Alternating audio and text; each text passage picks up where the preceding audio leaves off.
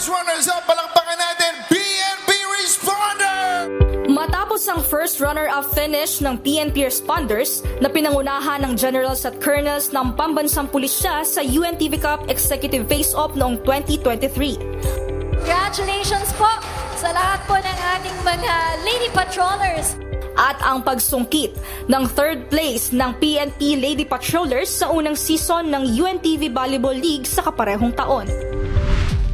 Formal nang naipagkaloob ng UNTV ang cash prize tax-free sa beneficiary ng dalawang kuponan ang kanilang napanalunan sa Liga ng Public Servants.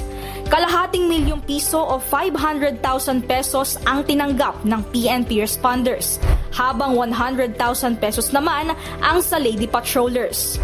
Kapwa itutulong nila ito sa PNP Moral and Welfare Division. Ito ang tumututok sa PNP Scholarship Foundation Fund. Sa kasalukuyan, mayroon silang 1,682 na mga scholars na mga dependents ng mga naulila o nasugatan ng mga pulis na gumaganap ng kanilang tungkulin. Maganda kasi talagang maraming natutulungan eh. Yung binibigay niyo talagang pumupunta sa mga nangangailangan. Kumbaga walang nasasayang.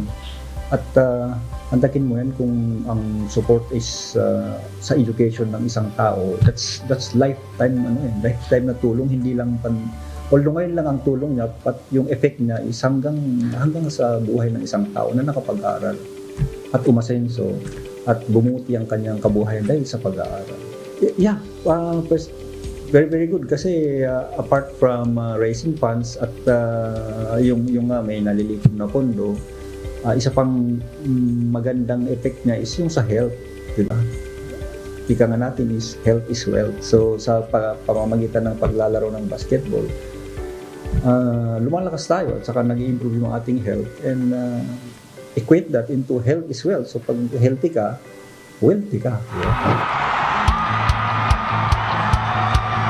Simula noong Season 1 ng UNTV Cup noong 2013, isa ang PNP sa mga pangunahing team na sumali sa liga.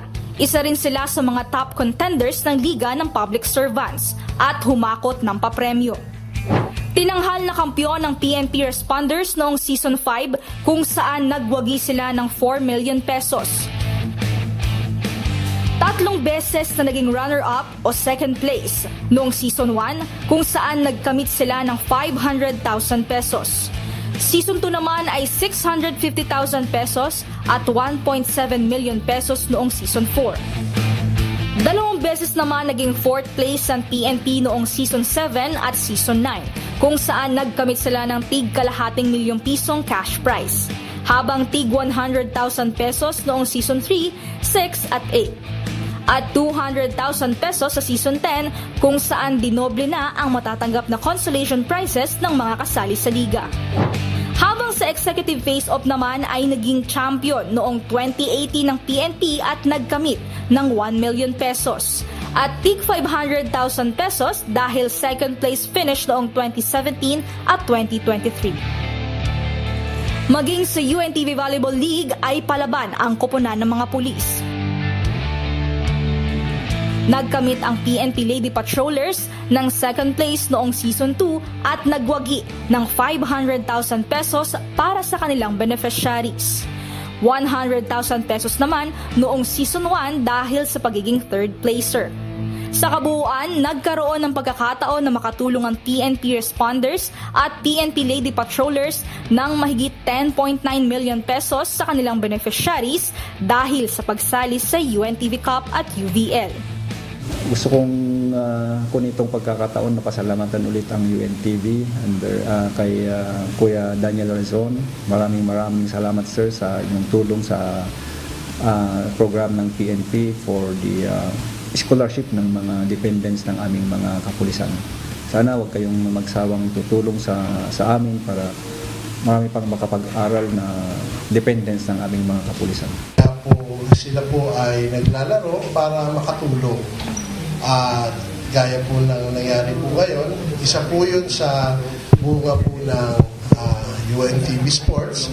Ngayon po ay hindi lang basketball na UNTV Cup, kundi mayroon na rin po volleyball na UNTV Volleyball League.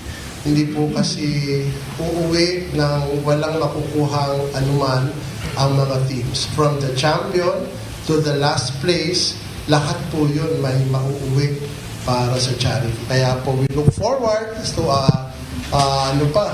long-term partnership with PNP para makatulong pa po sa iba.